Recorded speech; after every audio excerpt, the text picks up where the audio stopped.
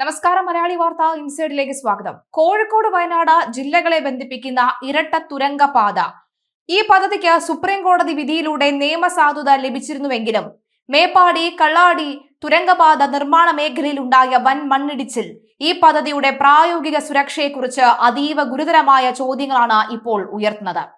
സർക്കാരിന് ഈ പറയുന്ന പദ്ധതിക്കാരുടെ തലയിൽ ഇത് കെട്ടിവെച്ച് ചാരുവെച്ചിട്ട് തടിയൂരാൻ കഴിയുമോ? സർക്കാർ അതിരൂക്ഷ ഭാഷയിലാണ് ഇതിനെ വിമർശിക്കുന്നത്. മാത്രമല്ല, സർക്കാരിന് മുന്നിൽ ജൂൺ 25 തന്നെ പുറത്തിറക്കിയ ഇത് ഇങ്ങനെ മണ്ണ് കൂട്ടിയിട്ടാൽ അത് പ്രകൃതി ദുരന്തത്തിലേക്ക് വഴിവെക്കാനുള്ള സാധ്യതയുണ്ട്, അത് ദുരന്തം ഉണ്ടാകാനുള്ള സാധ്യതയുണ്ട് എന്ന പുറത്തിറക്കിയ തെളിവുകൾ തന്നെയാണ് ഏറ്റവും വലിയ കച്ചിത്തുരുമ്പ് എന്ന് പറയുന്നത്. പ്രതിപക്ഷം ഏതായാലും സർക്കാരിന്റെ പ്രവർത്തനങ്ങളുമായി സഹകരിക്കുമെന്നാണ് പറയുന്നത്. എന്നാൽ BJP പറയുന്നുണ്ട് സർക്കാരിന് അങ്ങനെ ഈ പദ്ധതിക്കാരുടെ തലയിൽ ഇത് കെട്ടിവെച്ച് ഊരാൻ കഴിയുകയില്ല എന്ന് പറയുന്നു. കേന്ദ്രമന്ത്രി ഇത് പ്രധാനമന്ത്രിയുടെ ശ്രദ്ധയിൽപ്പെടുത്തുമെന്ന് പറയുന്നുണ്ട്. എന്തായാലും താമരശ്ശേരി ചുരത്തിന് ബദലായി വരുന്ന ഈ പദ്ധതിയുടെ പാരിസ്ഥിതിക ആഘാതം ചോദ്യം ചെയ്തുള്ള ഹർജി സുപ്രീം കോടതി തള്ളിയപ്പോൾ മുന്നോട്ട് വെച്ച കർശനമായ നിബന്ധനകൾ പാലിച്ചില്ല എന്നാണ് കള്ളാടിയിലെ മണ്ണിടിച്ചിലോടെ പുറത്തുവരുന്നത്.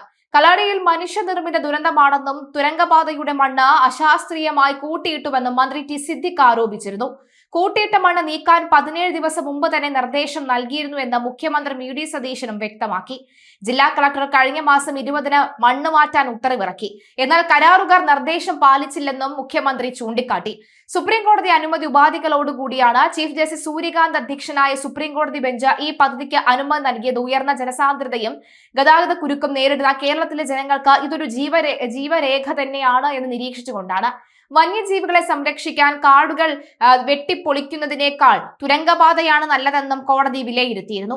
പദ്ധതിയുടെ പാരിസ്ഥിതിക ആശങ്കകൾ യാന്ത്രികമായ തീരുമാനങ്ങളല്ലെന്നും വിദഗ്ധരും എഞ്ചിനീയർമാരും ശാസ്ത്രജ്ഞരും കൃത്യമായി പരിശോധിച്ചാണെന്നും കോടതി ചൂണ്ടിക്കാണിച്ചിരുന്നു. എന്നാൽ ഇതിനൊപ്പം തന്നെ നിർമ്മാണ വേളയിൽ പ്രൊജക്ട് അധികൃതർ പാരിസ്ഥിതിക നിബന്ധനകൾക്ക് അണുവിട തെറ്റാതെ പാലിക്കണമെന്നും വീഴ്ചയുണ്ടായാൽ ഹർജിക്കാർക്ക് ദേശീയ ഹരിത ട്രിബ്യൂണലിനെ സമീപിക്കാമെന്നും കോടതി വ്യക്തമാക്കിയിരുന്നു. മുന്നറിയിപ്പുകൾ അവഗണിച്ചു എന്ന് തന്നെയാണ് ഇതിലെ ഏറ്റവും വലിയ പ്രശ്നം. വെറും 60 മീറ്ററോളം മാത്രം തുരങ്കം നിർമ്മിച്ച പ്രാരംഭഘട്ടത്തിൽ തന്നെ കള്ളാടിയിലുണ്ടായ വൻ മണ്ണിടിച്ചിൽ ഒരു പ്രകൃതി ദുരന്തമല്ല, മറിച്ച് പൂർണ്ണമായും മനുഷ്യനിർമ്മിത ദുരന്തമാണെന്നാണ് പുറത്തുവരുന്ന ഔദ്യോഗിക വിവരങ്ങൾ വ്യക്തമാക്കുന്നത്. പദ്ധതി പ്രദേശത്ത് അശാസ്ത്രീയമായി മണ്ണും അവശിഷ്ടങ്ങളും കൂട്ടിയിട്ടത് കാരണം മഴക്കാലത്ത് സോയിൽ പൈപ്പിംഗ്, അതുപോലെ തന്നെ ഈ സ്ലോപ്പ് സ്റ്റെബിലിറ്റി എന്നീ പ്രതിഭാസങ്ങൾ മൂലം വലിയ അപകടമുണ്ടാകാൻ സാധ്യതയുണ്ടെന്ന് പൊതുമരാമത്ത് വകുപ്പ് കൃത്യമായ മുന്നറിയിപ്പ് നൽകിയിരുന്നു. ജൂൺ 25-ന് ചേർന്ന അവലോകന യോഗത്തിൽ നിർമ്മാണ ചുമതലയുള്ള കൊങ്കൺ കമ്പനിക്ക് നൽകിയ ഈ കർശനമായ സുരക്ഷാ നിർദ്ദേശങ്ങളുടെ ഔദ്യോഗിക മിനിറ്റ്സ് പൊതുമരാമത്ത് വകുപ്പ് പുറത്തുവിട്ടിട്ടുണ്ട്. ചെറിയ മഴ പെയ്താൽ പോലും വൻ അപകടം ഉണ്ടാകാമെന്ന യോഗങ്ങളിലും അല്ലാതെയും പലതവണ മുന്നറിയിപ്പ് നൽകിയിട്ടും അത് നീക്കം ചെയ്യുന്നതിൽ ഉദ്യോഗസ്ഥർക്കും കമ്പനിക്കും കടുത്ത പാളിച്ചയുണ്ടായി. നിർദ്ദേശങ്ങൾ അവഗണിച്ച് മുന്നോട്ടു പോയ കമ്പനിയുടെ നടപടി അതീവ ഗൗരവത്തോടെ കണക്കാക്കുമെന്നും ടൗൺഷിപ്പിലും ഇത്തരത്തിൽ അശാസ്ത്രീയമായി മണ്ണ് കൂട്ടിയിട്ടിട്ടുണ്ടെന്നും മന്ത്രി ടി സിദ്ദിഖ് വ്യക്തമാക്കിയിട്ടുണ്ട്. ദുരിതത്തിന് പിന്നാലെ കോഴിക്കോട് തുരങ്കപാത നിർമ്മാണം നടക്കുന്ന പ്രദേശത്തെ പ്രവൃത്തികൾ തൽക്കാലത്തേക്ക് പൂർണ്ണമായും നിർത്തിവെച്ചിരിക്കുകയുമാണ്. വയനാട് പ്രകൃതി സംരക്ഷണ സമിതിയുടെ വാദങ്ങൾ നോക്കാം.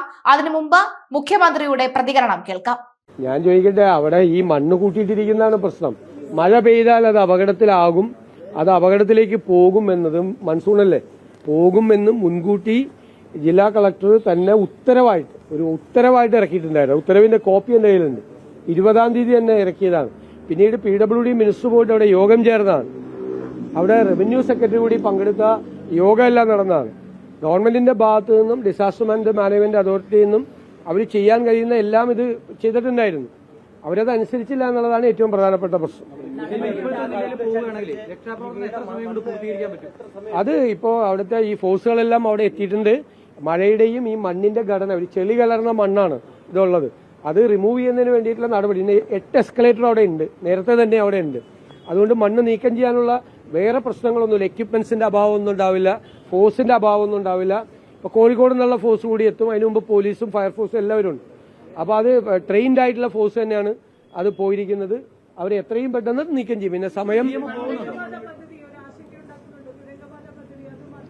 അല്ല, ഇത് നമ്മൾ ഏത് പദ്ധതി ചെയ്യുമ്പോഴും ആ പദ്ധതിക്ക് ചില സേഫ്റ്റി മെഷേഴ്സ് ഉണ്ട്. ഇപ്പൊ നമുക്ക് ഹൈവേയുടെ കാര്യത്തിൽ നമുക്ക് വലിയ ഉത്കണ്ഠ ഉണ്ടായിരുന്നു. അതുകൊണ്ട് ഹൈവേ അധികൃതരെ നമ്മൾ മൺസൂൺ ആരംഭിക്കുന്നതിന് മുമ്പ് തന്നെ ഗവൺമെന്റ് അറിയിച്ചിട്ടുണ്ടായിരുന്നു. എല്ലാ ജില്ലാ കളക്ടർമാർക്കും നമ്മൾ അതിന്റെ ജില്ലാ കളക്ടർമാരുടെ യോഗം ചേർന്ന് അവർക്ക് നിർദ്ദേശം കൊടുത്തിട്ടുണ്ടായിരുന്നു.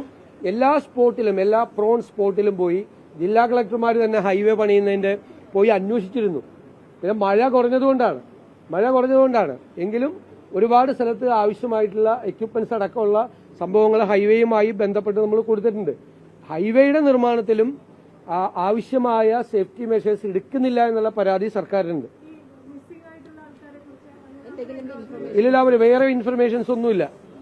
നമ്മള് അത് ആണ് കൂടുതലും ജീവനക്കാർ 7 പേരെയാണ് മിസ്സിംഗ്. അപ്പൊ അവരെ കുറിച്ച് പണിക്കാരാണ്. അപ്പൊ അവരെ കുറിച്ചുള്ള വിവരങ്ങൾ നമ്മൾ ശേഖരിക്കുന്നേ. ഞാൻ പ്രാഥമികമായ വിവരമാണ് ഞാൻ പറഞ്ഞത്. ബാക്കിയുള്ള വിവരങ്ങൾ ശേഖരിച്ചു വരുന്നു. ഇപ്പൊ 2 മിനിസ്റ്റേഴ്സിനെ ഇപ്പോൾ നമ്മൾ അയക്കുകയാണ് അങ്ങോട്ട്. റവന്യൂ മന്ത്രി അനിൽകുമാറിനെയും വയനാട്ടിൽ നിന്നുള്ള മന്ത്രി ടി സിദ്ദിഖും ഇപ്പോൾ തന്നെ അവർ യാത്രയിരിക്കും.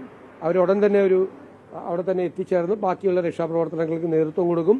ഇവിടെ മുഖ്യമന്ത്രിയുടെ ഓഫീസും അതുപോലെ ചീഫ് സെക്രട്ടറിയുടെ ഓഫീസും ഡിസാസ്റ്റർ മാനേജ്മെന്റ് അതോറിറ്റിയുടെ ഓഫീസിലും ഇതെല്ലാം ഏകോപിപ്പിക്കുന്നുണ്ട്. എല്ലാ പ്രവർത്തനങ്ങളും ഏകോപിപ്പിക്കുന്നു. അത് പ്രാഥമികമായ വിവരങ്ങൾ മാത്രമേയാണ് നമുക്ക് കിട്ടിയിട്ടുള്ളത്. തീരുമാനിച്ചില്ല. ഇപ്പൊ എന്തായാലും 2 മന്ത്രിമാർ ഇപ്പൊ തന്നെ പോകും. There is an unfortunate disaster was happened in Wayanad during the construction of the tunnel in Wayanad districts. There was an accident. Now 7 persons are in the hospital. 1 person is reported that he is died, and 7 persons are missing. Now the forces are there from the Meenangadi, the Wayanad itself. There was a force. They reached on the spot, and another force will be reaching there within few minutes. And the fire force and the police are taking the recovery measures to find out the persons, those who are missing. The Disaster Management Authority and the district collector has already issued an order on 20th of this June to remove all this from the spot. The preliminary information is that the contractors of the tunnel has not obeyed the order issued by the Honorable District Collector and the Disaster Management Authority. മുതിർന്ന അഭിഭാഷകൻ ശ്യാം ദിവാൻ വഴി വയനാട് പ്രകൃതി സംരക്ഷണ സമിതി supreme കോടതിയിൽ ഉന്നയിച്ച വാദങ്ങൾ എത്രത്തോളം ശരിയായിരുന്നുവെന്ന് ഇപ്പോൾ ദുരന്തം അടിവരയിടുകയാണ്. 100ഓളം മനുഷ്യരുടെ ജീവനെടുത്ത മുൻകാല ഉരുൾപൊട്ടലുകൾ നടന്ന അതീവ പരിസ്ഥിതിലോലമായ പശ്ചിമഘട്ട മലനിരകളിൽ വലിയ തോതിലുള്ള യന്ത്രസാമഗ്രികൾ ഉപയോഗിച്ചുള്ള നിർമ്മാണം താങ്ങില്ലെന്നായിരുന്നു സമിതിയുടെ പ്രധാന വാദം. പദ്ധതിയുടെ പാരിസ്ഥിതിക ആഘാതം വിലയിരുത്തൽ സംസ്ഥാന തലത്തിലല്ല, കേന്ദ്ര തലത്തിലാണ് നടക്കേണ്ടിയിരുന്നത് എന്ന് സമിതി വാദിച്ചു. സാങ്കേതികവും നിയമപരവുമായ നടപടിക്രമങ്ങൾ പാലിക്കുന്നതിൽ വന്ന വീഴ്ച തന്നെയാണ് ഇപ്പോൾ കണ്ണാടിയിൽ ദൃശ്യമായിരിക്കുന്നത്. ഹമീദ് അലി വാഴക്കാടിന്റെ വിമർശനങ്ങൾ നോക്കാം. കള്ളാടി ദുരന്തത്തിന്റെ പശ്ചാത്തലത്തിൽ പരിസ്ഥിതി പ്രവർത്തകനായ ഹമീദ് അലി വാഴക്കാട് ഉന്നയിച്ച വിമർശനങ്ങൾ ഈ സാഹചര്യത്തിൽ കൂടുതൽ പ്രസക്തമാവുകയാണ്. പശ്ചിമഘട്ടത്തിന്റെ ഭൂപ്രകൃതിയെക്കുറിച്ചോ ഇവിടത്തെ മണ്ണിന്റെ ഘടനയെക്കുറിച്ചോ യാതൊരു ധാരണയുമില്ലാത്ത ഏജൻസികൾ തയ്യാറാക്കുന്ന ചുട്ടെടുത്ത പാരിസ്ഥിതിക ആഘാത പഠന റിപ്പോർട്ടുകളുടെ അടിസ്ഥാനത്തിലാണ് ഇത്തരം വലിയ നിർമ്മാണങ്ങൾക്ക് അനുമതി നൽകുന്നത് എന്ന് അദ്ദേഹം വിമർശിക്കുന്നു. പുതുമല, മുണ്ടക്കൈ, നിലമ്പൂർ, ചാലിയാർപാറ, ഭൂതാനം തുടങ്ങിയ ഇടങ്ങളിൽ മുൻകാല ദുരന്തങ്ങളിൽ നിന്ന് നമ്മൾ പാഠം ഉൾക്കൊള്ളണം. വികസനം അനിവാര്യമാണെങ്കിലും അത് അഴിമതിയില്ലാതെ സത്യസന്ധമായി കാര്യങ്ങൾ പഠിച്ചുകൊണ്ടുള്ളതാകണം. കൃത്യമായ അടിത്തറയും ശാസ്ത്രീയതയും ഇല്ലാതെ മുന്നോട്ട് പോയാൽ നമ്മുടെ കാൽച്ചുവട്ടിലെ മണ്ണ് ഒലിച്ചു പോകുമെന്നും മനുഷ്യന്റെ പുരോഗതിക്ക് വേണ്ടിയുള്ള പണിയാണെങ്കിൽ മനുഷ്യജീവന് നാശനഷ്ടം വരാത്ത രീതിയിലാക്കണം അതെന്നും അദ്ദേഹം മുന്നറിയിപ്പ് നൽകുന്നു. എന്തായാലും ഇത് മനുഷ്യനിർമ്മിതമായ ദുരന്തമായി വീണ്ടും മാറുകയാണ്. ആ മണ്ണിനടിയിൽ ഇപ്പോഴും മനുഷ്യജീവനുകൾ ഉണ്ടോ എന്ന ഭയമുണ്ട്.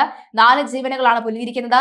വരും മണിക്കൂറിൽ അപകടത്തിൽ മരണപ്പെട്ടവരുടെ എണ്ണം ഉയരാൻ സാധ്യതയുണ്ടെന്നാണ് ചില വിദഗ്ധർ പറയുന്നത്. അങ്ങനെ ഉണ്ടാകാതിരിക്കട്ടെ നമുക്ക് ആഗ്രഹിക്കാം, ആശംസിക്കാം, പ്രാർത്ഥിക്കാം.